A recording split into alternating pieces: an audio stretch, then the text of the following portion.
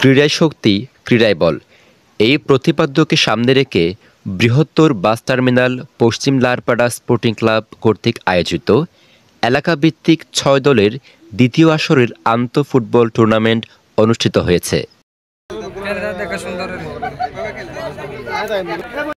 শহরের bypass road উত্তরণ মাঠে এই টুর্নামেন্টের শুভ উদ্বোধন হয়।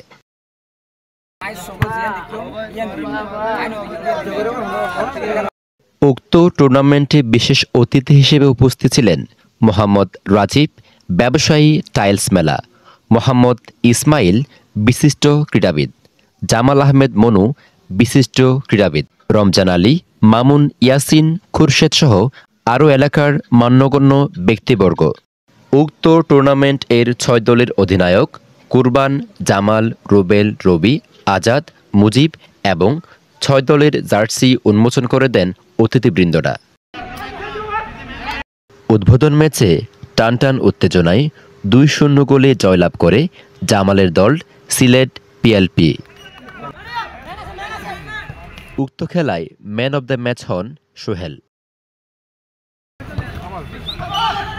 বাস টার্মিনাল লারপাড়া থেকে মোহাম্মদ নয়নের তথ্য ও ভিডিও চিত্রে কেডিপি নিউজ, কক্সবাজার।